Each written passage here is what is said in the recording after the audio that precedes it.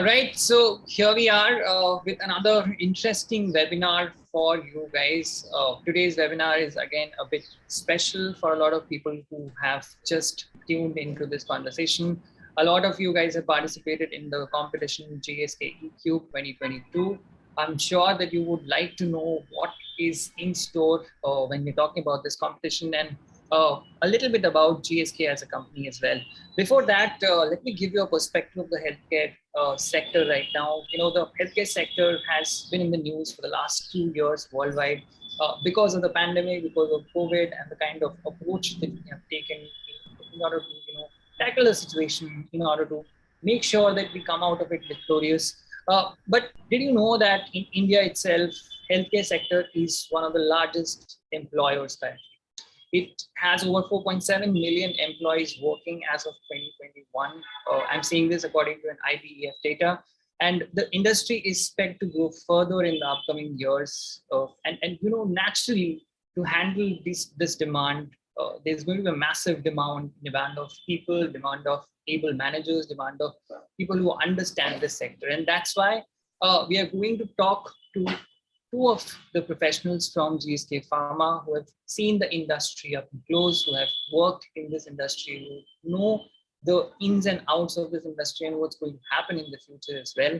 They're also going to help you with the competition, as I mentioned in the beginning, that you have registered for. I'm talking about GSK ECube 2022.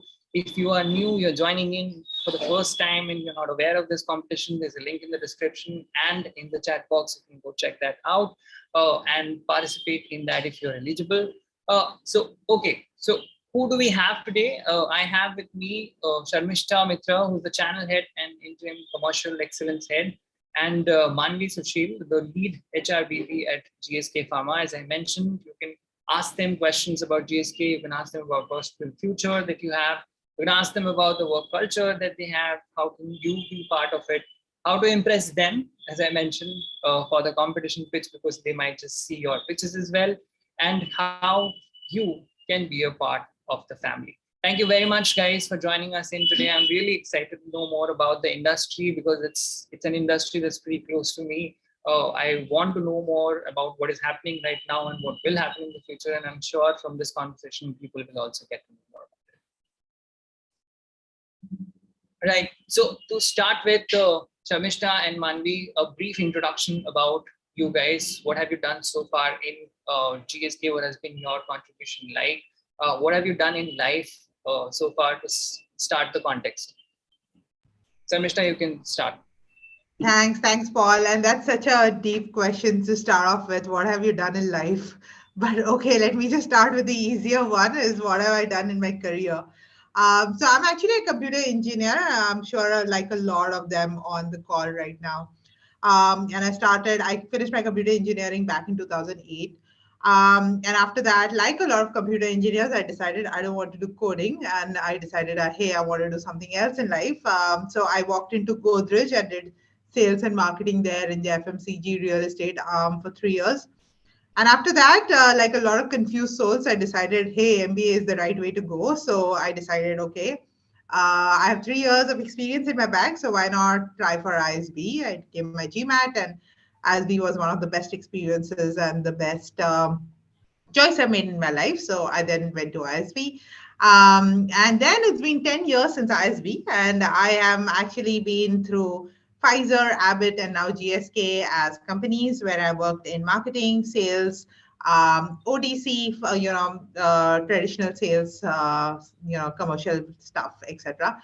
I worked in global roles in GSK. I worked in local roles in GSK. I worked in support functions. I worked in main functions.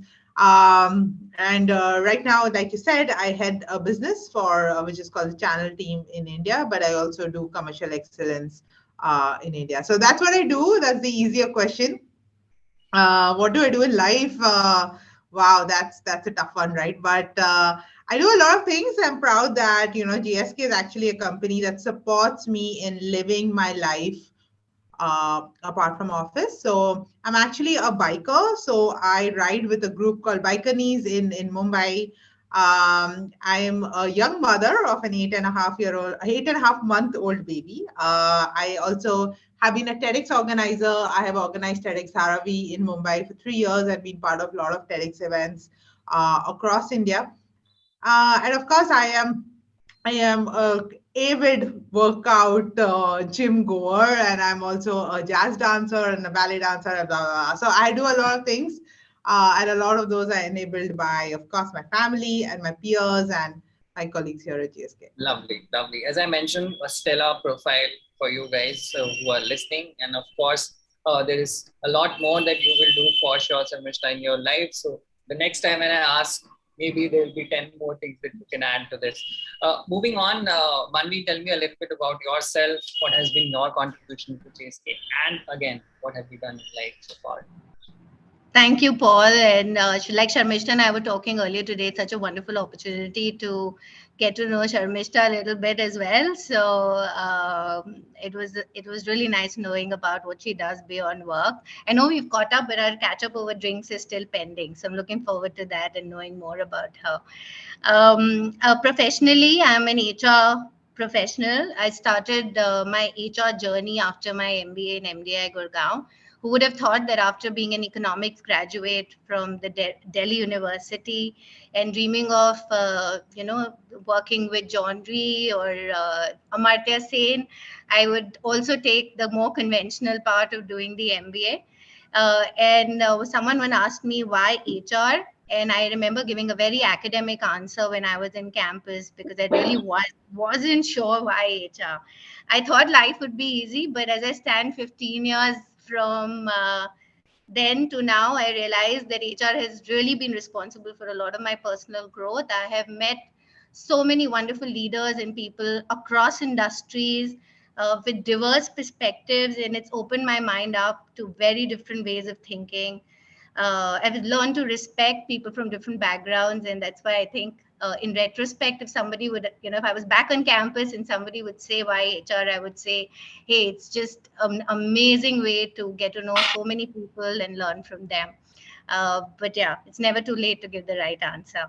So 15 years in this profession, I have operated with many different business contexts like inorganic growth. I've operated within contexts which are very high growth, which are consolidation, which are about integrating companies which have done very large M&As. And what I've realized through is across industry contexts is people are people. What makes them tick is a lot of respect, Right. a lot of regards. And no matter which generation that you're talking to, which diverse group or historically excluded group you're talking to, what matters is you get to know the individual in front of you, spend time with them, and understand their motivation so that you can bring the best out of them. So that's what makes me tick even in my personal life, because I do a lot of work with the society. When I'm not working, I enjoy teaching children who are from underprivileged backgrounds. I hope to have children of my own someday. So I'm learning how to be a good parent without giving birth to one for now. So that's a bit about me. Superb. And maybe when you meet Sharmistha next, you can take a tip or two from parenting tips for sure. All right. Thank you very much for this very open sort of an introduction that you guys have given. It sets the context for today's conversation, and I want to dive right into it. Sharmistha, the first question that I have for you is: you mentioned that you worked with a lot of companies in your journey as well. There was a time when you decided that you wanted to take that plunge and do the MBA, as we all know it, right, from an institute like ISB. How transformational that journey has been for you from there on, because you've worked with two different companies also. And that's when, you decided that you want to be in the pharma sector full time. So tell us a little bit about that. That's a good question, Paul. And I have to be very frank with you. So when I went to ISB, and like right, most of us who go to consulting schools want to end up in the consulting role. And it so happened that, and I was telling Manvi this, and she didn't really believe me, but it so happened that I was actually the last person to be placed in a campus of 570 people. And I'll never forget that day because I really thought that I'm never going to get placed. I went after interview after interview after interview and got rejected every damn time. Okay.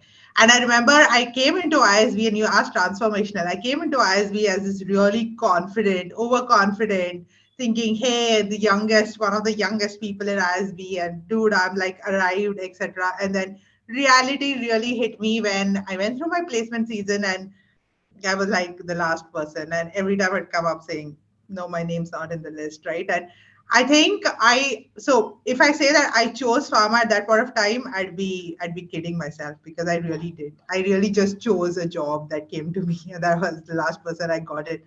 But one, I think it transformed me because it really gave me a reality check. Just because you are in the topmost MBA school or a really good MBA school does not guarantee success. What guarantees success is really the way you approach things and really the way you think about what's on your plate right now and really the way you use whatever situation it is in order to build yourself. I got the role in Pfizer and I went to Pfizer. And I remember the first thing that my now husband asked me in Pfizer when I first met him there. He asked me, so what do you want to do? What do you want to do after this? And I said, I don't want to stay in pharma, dude. I want to like go to FMCG and all because I've been in Godrej and all that stuff. And I remember this call and I remember him like, brushing me off, etc. And now 10 years later, we are married and I'm still in a pharma and he keeps teasing me about that. But I think the changing point came when I actually stayed in pharma. I remember after Pfizer, I had a job offer with Make My Trip and also Ferrero and decided, no, I want to stay in pharma and I want to go to another pharma. And I made that choice because of the kind of impact that you make in pharma, right? You heard about it a lot, but actually, when you are in a pharma, you realize that you're actually improving lives. I'm not selling a chocolate and I'm not selling a deodorant. I'm not selling vanity. I'm not selling cigarettes. I am actually marketing quality products that are making a difference to people's lives. And the biggest moment for that actually came to my realization when I had a daughter. And 8 months ago, I remember to give her first vaccination. And the doctor said, if she gets any fever, give her Calpol drops. And I have been marketing Calpol drops for 3 years. And the fact that a mother can just relax because there is something that's going to give her 1.5-month-old daughter that relief after vaccination.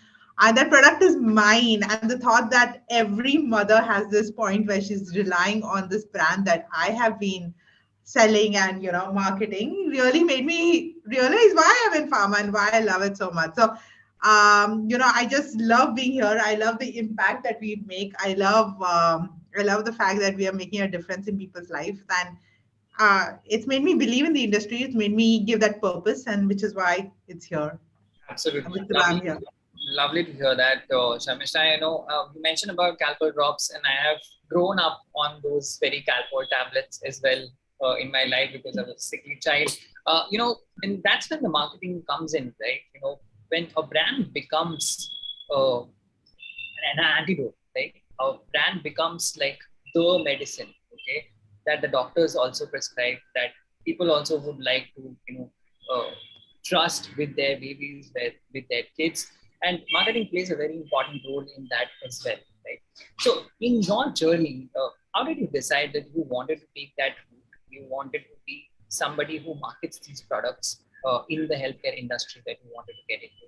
You mentioned that you did not want to sell soaps and powders to people. So what exactly happened that did not make you take that plunge?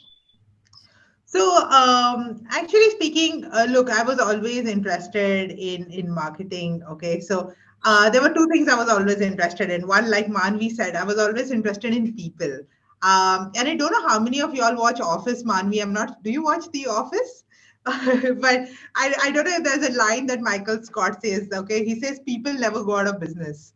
And I really feel like it's actually just about people. Okay, so one is about people and two is about how do you influence those people, right? And I feel like HR does the first thing and then marketing does the second thing, right? We just influence people. So for me, it was really about having that entire creative bent of mine, and how do I really use that to influence people. And I remember I was in Godrej, and I had this conversation with my then boss then, and I was marketing flats. And I told him, I don't think the quality, please don't quote me, okay, guys, but I don't think the quality of the flats are as great as we are marketing them. And he was like, dude, that's what marketers do. We sell and, we make it seem really cool. And for me, when I came to GSK, I think for me, one of the reasons why I thought marketing really felt good for me is because I really believed in the products, and the quality worked for me, and the promise that we hold to the customer worked for me.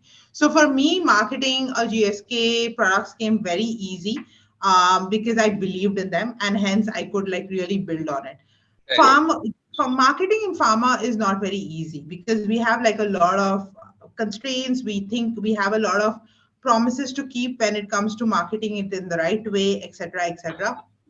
But it's an added challenge on how do you be creative, how do you influence over that marketing, over that entire sort of constraints that we have. So that's what really excited me. I love working with challenges. I love being creative, and that's why I kind of focused on marketing. Okay, Manvi, will move to you. My dog is interrupting a lot during this conversation because he wants attention, and there's a doorbell that has just... Hello to your pet. Yes, but yeah, in that, if you can tell us a little bit about your journey. You have done your MBA from MDI. Tell us a little bit about those MBA days, and what would you say has changed these times for these two students? Yeah, I'm going to repeat your question, Paul, for the group so that they understand, what you said. And if I'm incorrect, Sharmistha, just please do, let me know if Paul intended the same question. So I think the question that Paul said is how has, life evolved since the campus days for me, and if there are any changes that I see. Is that right, Sharmistha? Is that what Paul said? No, I don't think so. I think he asked you about your journey after MBA and HR journey after MBA.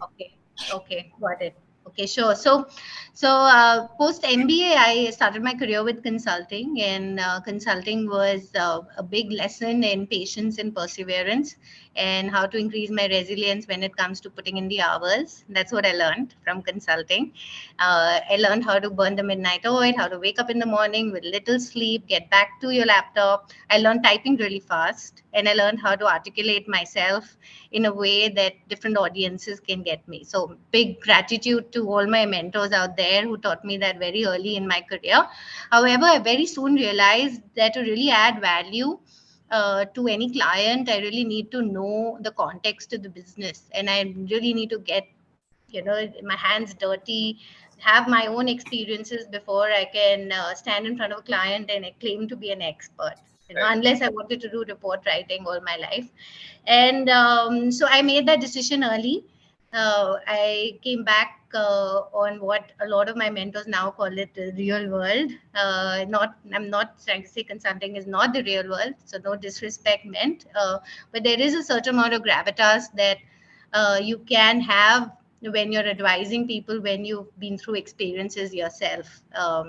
And these experiences in the industry, typically manufacturing and very brick and mortar kind of industries, have taught me that you can have the fanciest machines to manufacture the most complex, high precision products.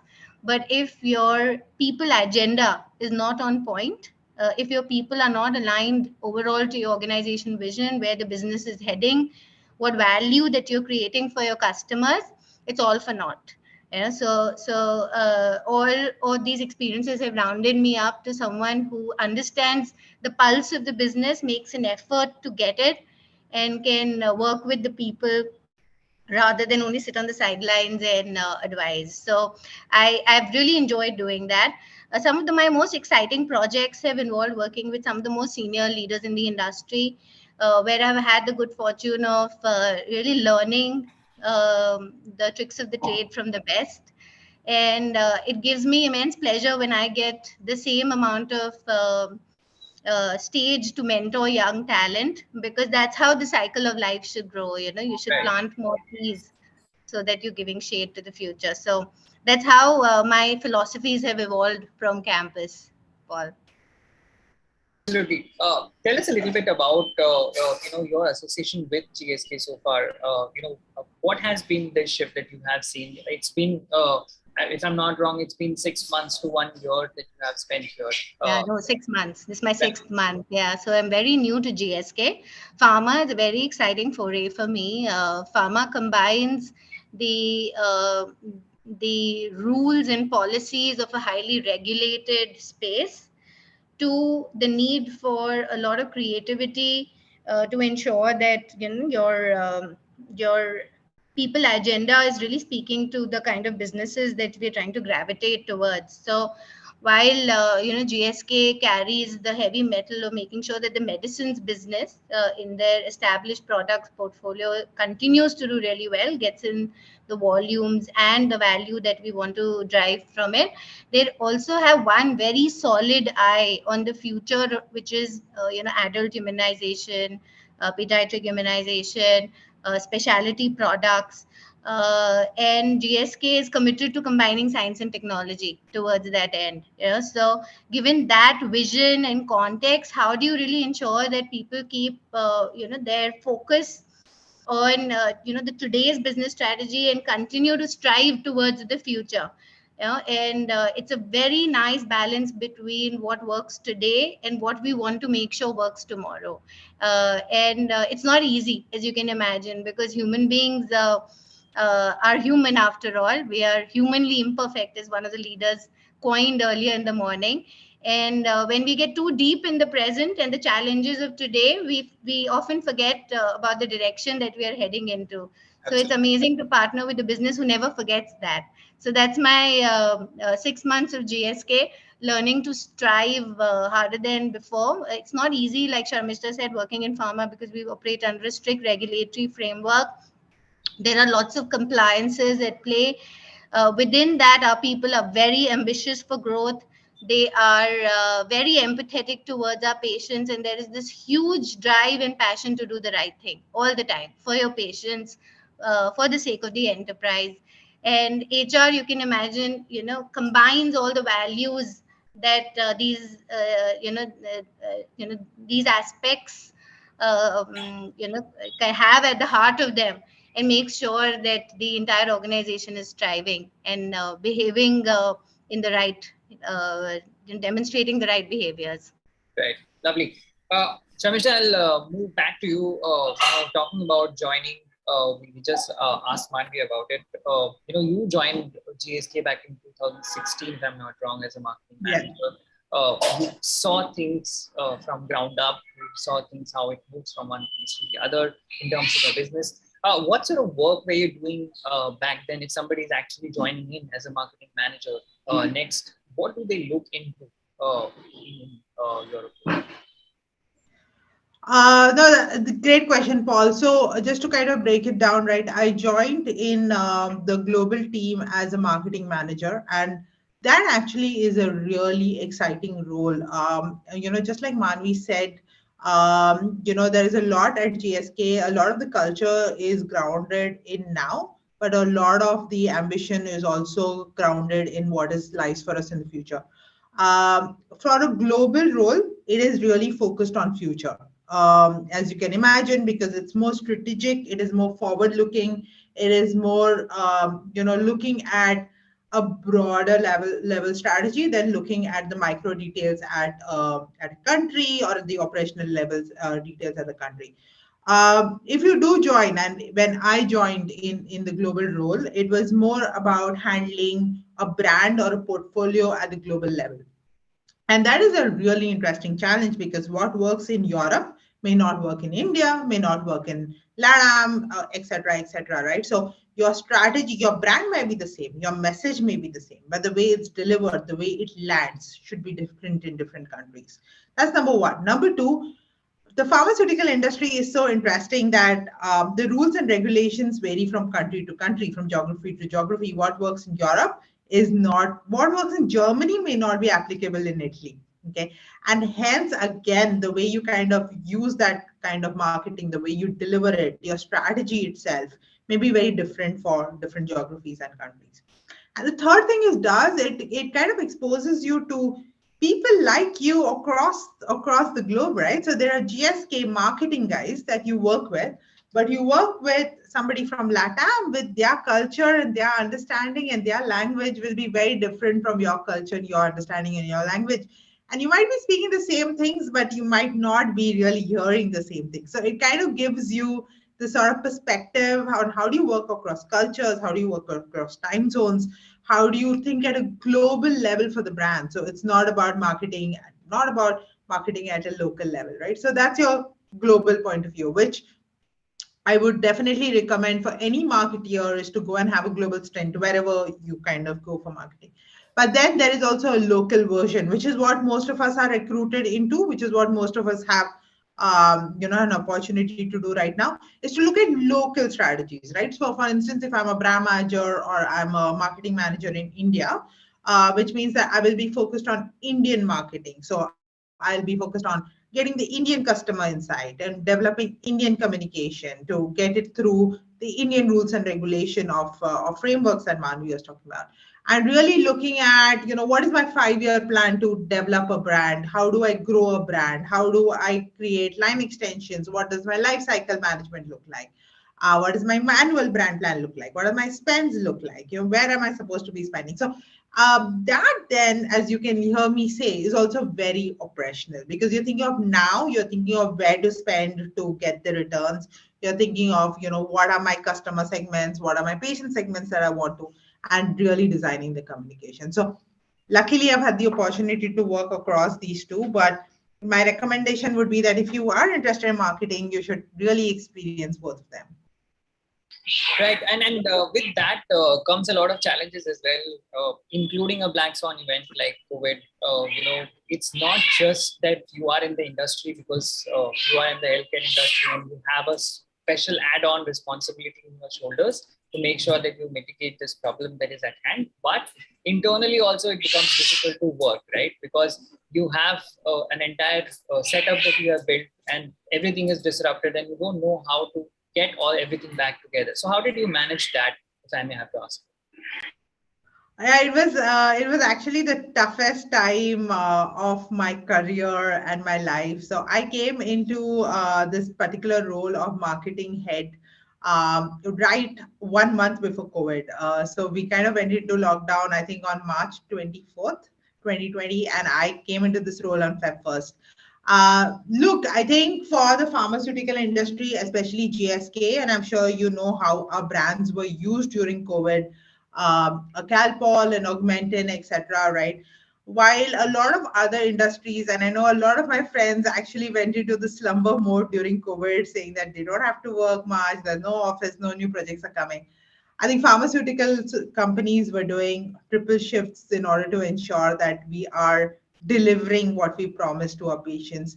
I remember our factory, Calpol factory, was doing 3 shifts, was producing at full capacity. I remember the quality managers were not even like going home at night because we wanted to deliver what really mattered to the patient, which was a simple paracetamol, but that's what was important, right, for the patient at that point of time. So it was really tough.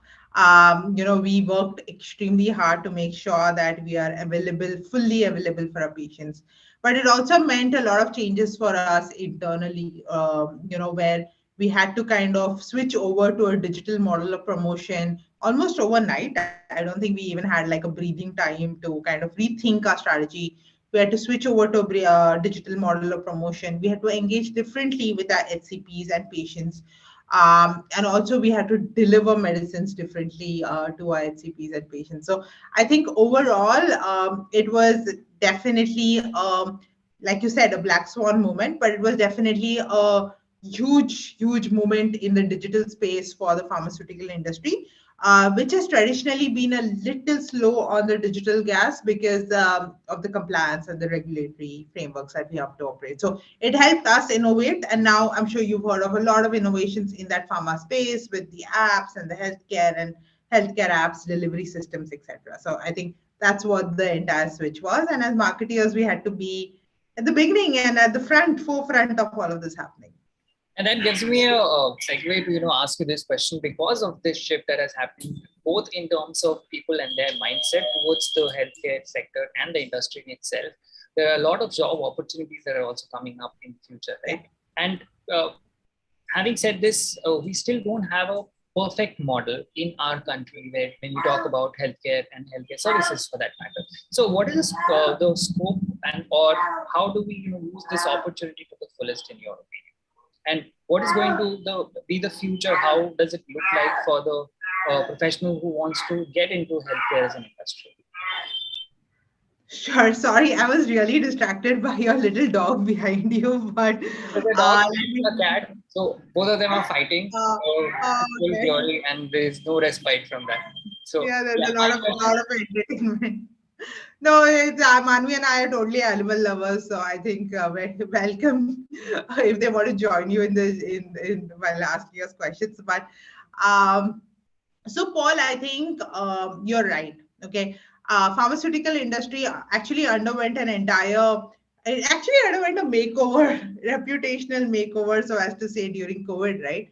I remember early on when I was working at GSK or Pfizer, and I told people I'm working at GSK or Pfizer, I would have to tell them GSK, the one that makes Horlicks, kind of give them like a segue to what it means. 5 years down after COVID, I don't have to tell anything. If I say I work at GSK, people raise their eyebrows and people are like, wow, okay, you work at GSK. And I think that's what has happened, right?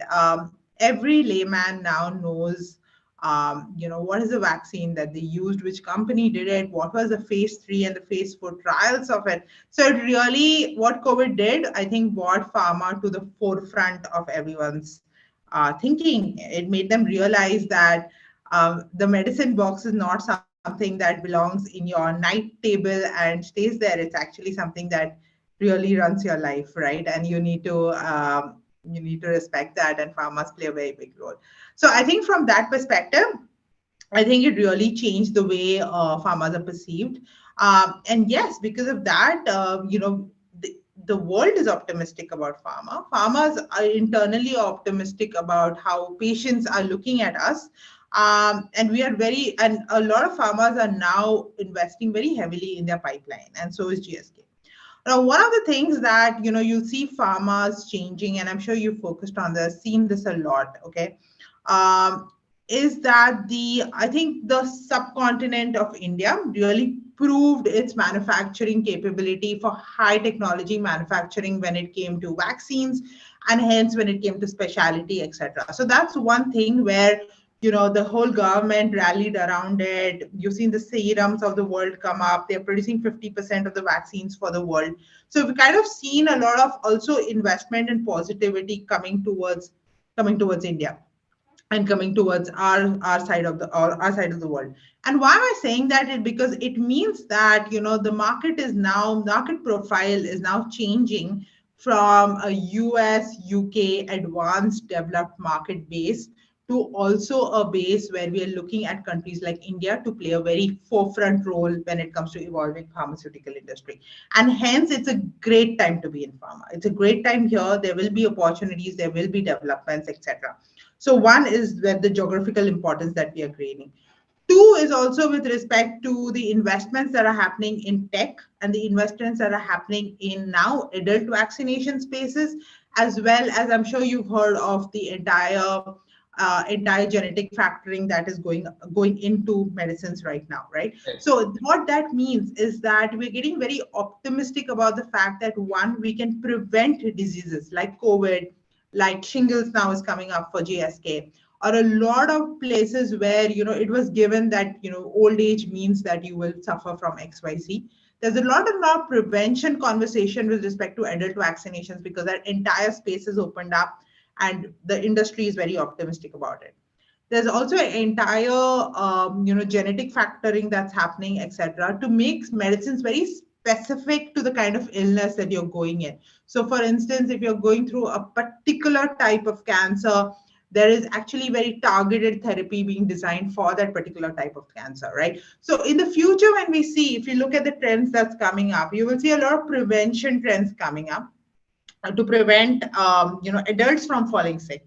Okay, and there is a lot of targeted therapies that are coming up, which is going to make sure that even if you have the rarest disease where we never had any medication or hope, there will be targeted medication that will be available in order to cure that disease and give you a longer life expectancy. And all this is happening because we are combining science, we're combining, genetic. Yeah, you've heard of the gene testing that's happening. We're combining all of those to make sure that we go really advanced in medication. So it's a really high tech, cutting edge space that, and frankly, India is really leading some of those conversations. So it's a very exciting time for us.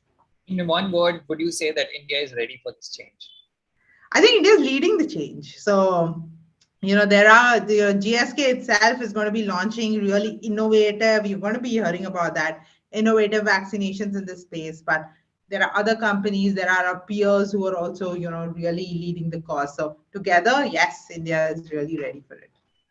Good to hear that. On this note, I'm going to tell our audience members who are listening to this conversation, it's your opportunity to ask questions. We will definitely take some of your questions towards the end of this particular conversation.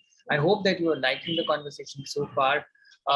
And this gives me a segue to ask this question to Manvi about GSK. Manvi, although you have joined pretty fairly early in this organization than the time that Sharmistha has spent in this organization, but you must have definitely seen the work culture, liked it, and have certain ideas about it. So tell us a little bit about the work culture of this place, and why should someone join a place like this when they are considering a pharma industry?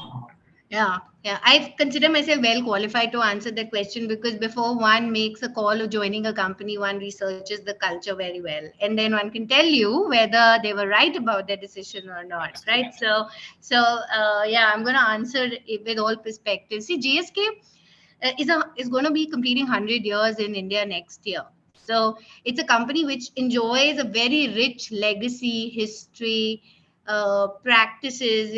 I've seen some videos where Amitabh Bachchan is walking into the GSK factory, and that was shot in one of his movies. I forget which one, because I'm not a big Bollywood buff, but I've seen that, and that's Amitabh Bachchan in his young age. So you can imagine how it goes. So it feels very, it leaves me with this sense of pride to have inherited this legacy and get the good fortune to carry it forward. So Sharmistha and I, being leaders of tomorrow's GSK, we carry a big responsibility with us, because it's it has its fair share of evolution, GSK, but it has to get even shine even brighter going forward.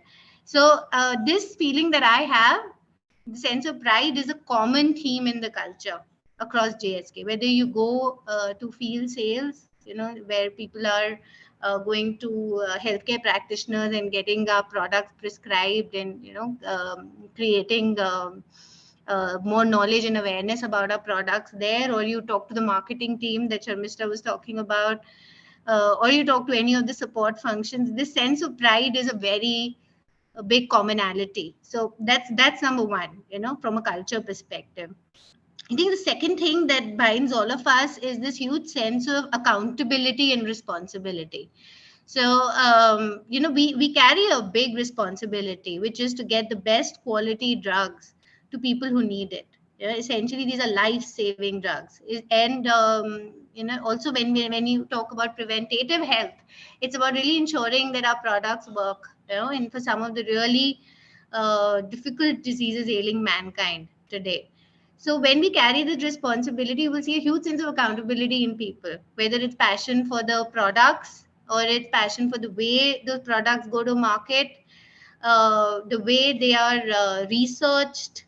You talk to the medical team; they're so passionate about it, and I just genuinely feel that this huge sense of accountability towards our patients and always wanting to raise the bar is the second piece of GSK from a cultural perspective, so which can really add value. I think the third piece is that this is a place which genuinely includes people from all sections, whether you're talking about gender, you're talking about sexual preferences. We have so many ERGs in place today which really talk about some of these very relevant matters which make people uniquely tick in the corporate world, and there is this huge sense of awareness that we have to co-create an environment where people bring their best self to work. So I would say that these three things from a culture perspective are really sort of true. And of course, because it's an old company, 100 years old, and wants to really eternalize its existence in the country, there will always be transformations which will continue to happen. So also to give a very realistic sense to people, when we are large organizations, there's always this huge need and introspection happening to see, are we fast enough? Are we agile enough? Are we responding to the marketplace enough? With that consciousness, I see that GSK is really trying its best to continue to transform culturally. Okay. And then let's talk about a route that we have opened collectively so that people can actually join this organization. I'm talking about GSK ECube, which I have mentioned earlier as well. It's a competition that you guys are running in for the second time, if I'm not wrong. Tell me a little bit about why does it become important to have a competition like this, to pick out students, who have the answers for the problems that you are trying to solve at this point. Sure. I think, see, Paul, I would say that, when a company welcomes diverse perspectives, these perspectives are welcome from everywhere. And what better place to go where very bright young minds are applying themselves to case studies every day. We get solutions from them. B, we get the opportunity to learn from them and interact with them. And C, we get an opportunity to welcome them if they crack the process, in our workplace. So it's a win-win, I feel. And I think what's in it for the people who are applying. If this was a physical forum, I would come and give you one hug and just say, hey, all the positivity to you, all the best. But I'm trying to do that virtually with everybody. Just make sure that you learn about pharma, healthcare. Don't think about that job. Don't think about the outcomes from this, whether you will win it or not. Think about the learning process. Think about, are you applying yourself with the full extent possible? And maybe Sharmishta's story can be yours. So back to you, Paul. Right. I'm going to go back to Sharmistha as well. On this, Sharmistha, how can somebody actually write a story like you have written for yourself? What is your advice for the people who are going to take this competition? I'm sure you must have seen the case study that we have given to people. It's a marketing study, if I'm not wrong.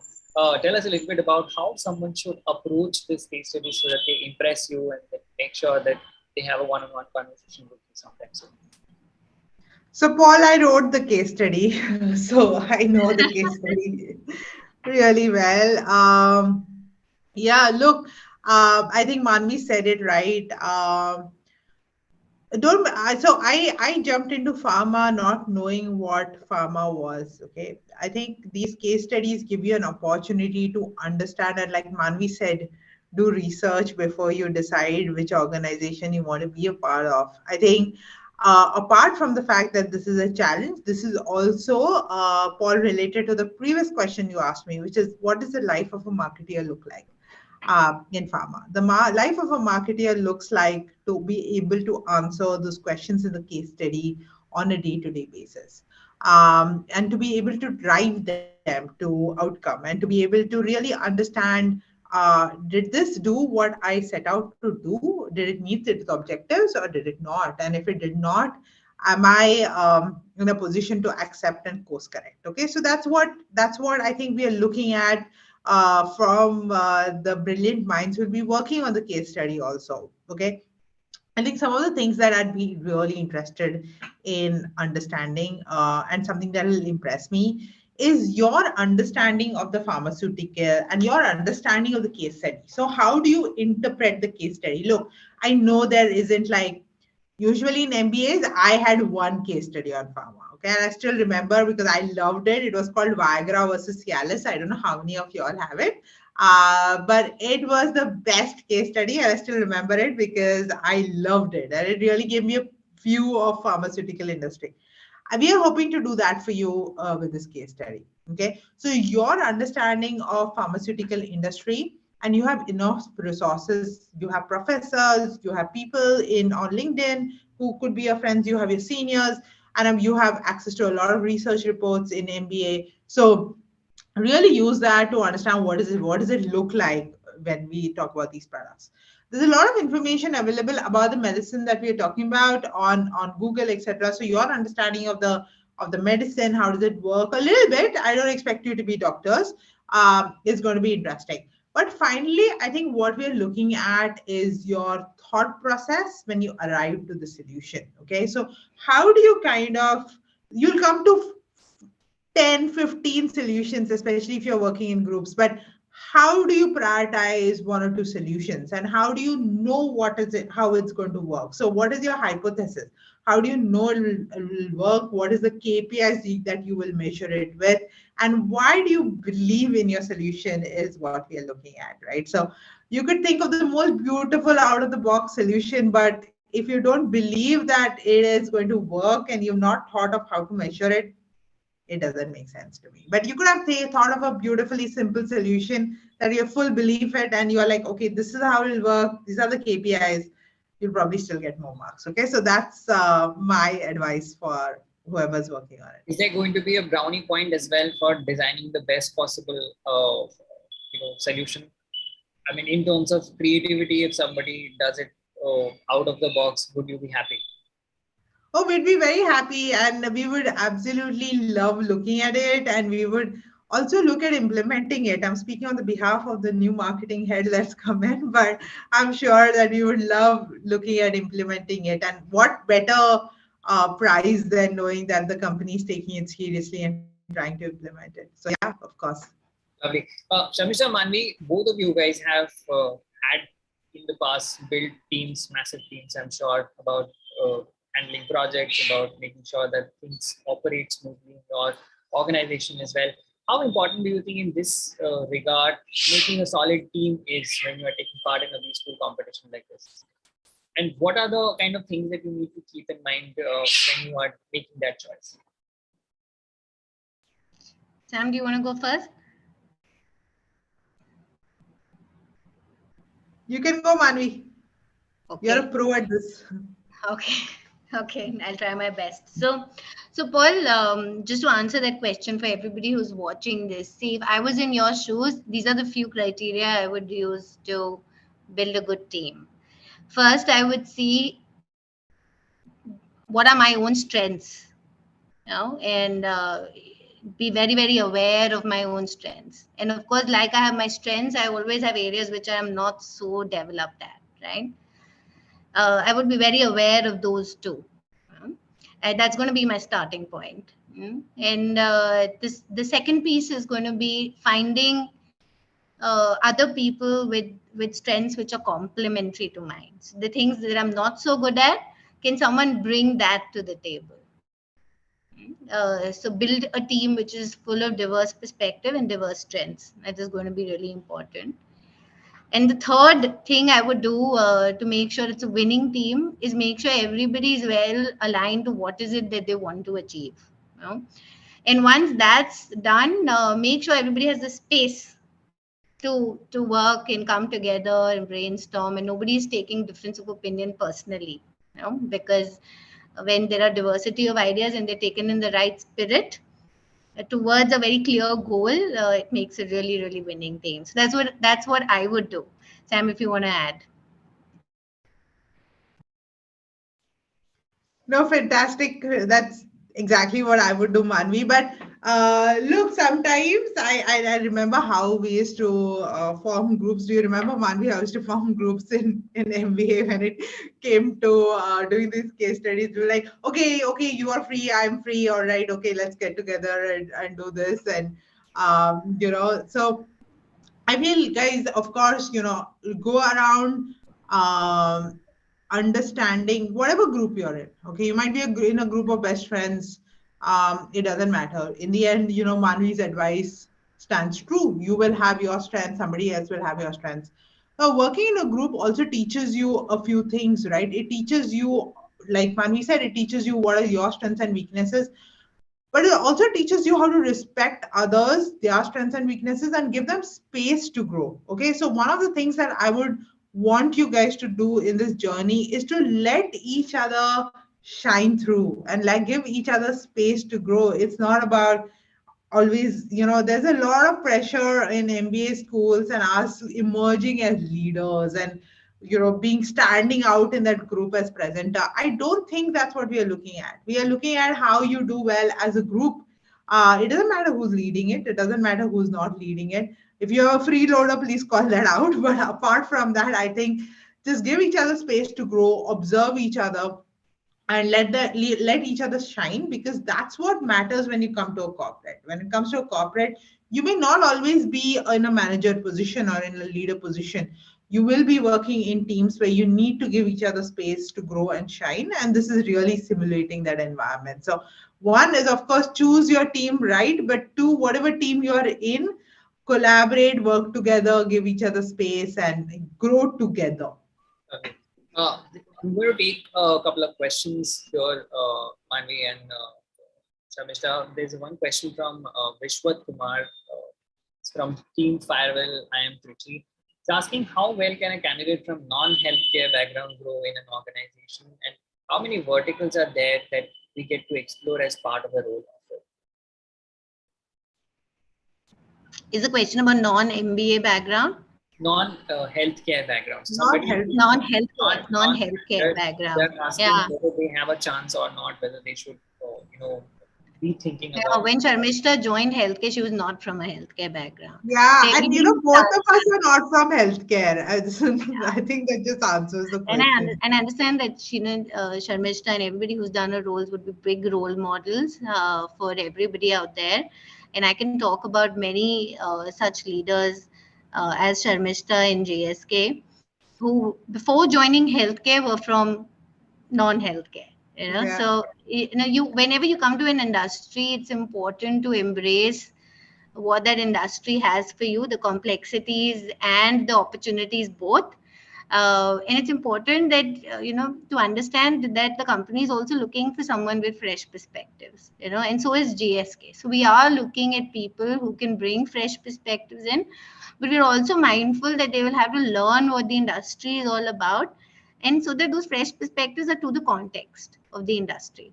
So short answer, everybody is welcome to the party. Just make sure your favorite song you are aware of and you know how to dance to it. Okay. Okay.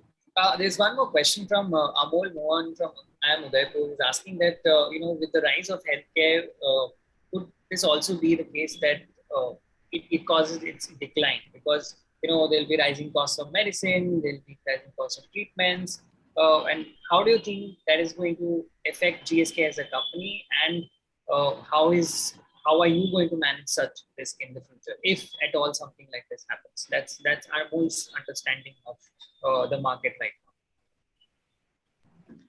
Look, there's always a risk to doing business, right? And all of these risks are real risks, okay? With respect to inflation, with respect to and what you say actually happened during COVID. I'm sure you heard a lot of our manufacturing ingredients, what we call APIs, come from China, and because of COVID, there was a lot of situation where we weren't able to get the APIs at the cost that we had agreed on, etc. So look, these are real business challenges. This exists in every industry, including the healthcare industry. But with healthcare industry, unlike another industry where if a packet of wafers goes from 10 rupees to 12 rupees, your life will not be impacted as much. If a Calpol starts costing 20 rupees instead of 15 rupees, you will know the difference and the world will know the difference, right? So yes, these are these are real risks. But at the healthcare industry, we have a very strong risk mitigation framework. Our leadership sits on this sort of a framework on a monthly basis to discuss what are the risks that come up, not just 1 year down the line, but 5 years down the line. And we mitigate those risks today. Okay, so for instance, if there is an API shortage like there was in COVID, we have already identified other manufacturers who will give us the API at a rate so that we'll be able to absorb certain costs and be able to kind of, give it to the patients at the cost that we price that we promise them. Okay, so I think the fact is that we are very forward looking in the pharmaceutical industry. There are more risks in the pharmaceutical industry because it's a growing environment in India. The environment is not stable, but then again, because of the fact that we have senior leadership here who recognize the risk and plan around it, we managed to mitigate most of them. Right. There's an interesting question that has come from Umisha Chauhan from IIM Shillong. Umisha is asking, what sort of functions are there within GSK? If somebody has to come and join GSK, what would be the early sort of a role that they would be getting? What sort of the responsibility that they would be handed with? If you guys can throw a little light on that. Yeah. So I'll take the question, and Sam, maybe you can add. See, for us, our early careers program is about getting people from campus and giving them experiences which are distributed over 6 months each. The idea is that these 6-month experiences, which include a sales stint as a medical rep, which includes a head office stint, which could be either in marketing or selling excellence or any of the head office functions. And then it also includes a manager sales stint. These will give a very well-rounded training ground and develop young leaders for us. The philosophy behind this program is to give a fast-tracked experience and an immersive experience, which is not theoretical or classroom-oriented, but where people are actually getting out of their comfort zone, getting into action, learning from the best in the company in a very experiential manner, and then really reflecting, have they built new muscles? Because see, when we hire from campus, we are very cognizant that we're getting the brightest minds, but we're also cognizant that it is our responsibility to help them develop newer muscles, which we understand they will learn faster, especially if they're committed to the journey. So what we expect from people coming on board is to stay very open to these new experiences. I've often realized that these experiences make people get out of their comfort zone, and rightfully so, because every learning needs us to be. It gives people experiences which are wide. Sometimes they would feel like, oh, I thought I would be crunching numbers because I'm good at that, but here I am doing sales. So experiences like that, but these are very important experiences early in our careers because they make well-rounded leaders. And that's what we try and give. And I'm sure when people embrace these experiences, they learn that very quickly that there is no limit to their growth within GSK, because we are really committed to people's careers once they demonstrate this openness. Sharmistha, do you want to add? So I completely resonate with you, Manvi, and I was telling you about how in my sales stint, when I went through a similar program, I was so upset, and I would call the HR and tell them, "Hey, get me out of this. I'm not meant to do this." And I now look back thinking it was one of the best experiences of my life, because really I think we measure ourselves versus am I doing well, successes and failures, and actually it's the tough jobs and it's the failures that teach us a lot more than successes and accolades teach us, right? So I think from that point of view, like Manvi said, I've not been part of this program at GSK, but I've worked with a lot of young talent that comes through this program. And I think the fact that, they work across sales, they work across marketing, they work across different roles really develops them into this, really rounds off their personality more and their knowledge. And when they come, they are already, fit for leadership. And I think they think differently, they think ahead of the curve. And I think that's what really makes them great professionals at GSK and beyond. Superb. One last piece of advice from both of you, Sharmistha and Manvi. There's a question from Vinit Bora, who is from SCMHRD Pune. He's asking, what is the one make or break factor you are looking into in reviewing our pitches? How can they become part of you? I think I'm looking for the thought process more than anything else. So I'm really looking at why do you arrive at a solution? What is the thinking? What is the rationale? How did you eliminate other solutions? And why do you believe in it? More than how innovative the solution is. I think it should solve the business challenge. Is the one thing I would say. Manvi? All of the above that Sharmishta said. And I think personally, I really like authenticity. So if you combine all that Sharmishta said and add the icing of authenticity to your solutions, bringing yourself to your pitch, your own personality, who you are as a person and an individual, it would be the perfect cake for me. So yeah. Sharmistha, it's been over a decade that you are graduated from every school. Given a chance, would you change the sector or would you do something different if you have to get back to your ISB days and not wait for the last day when you are actually getting placed from your college? Would you have changed anything in your life? Actually, no, Paul. I don't think I'd change anything because I'm very proud of the person that I've become because of the experiences that I've had. I think the only thing I would change is to stop beating myself up over failures or what I think are failures.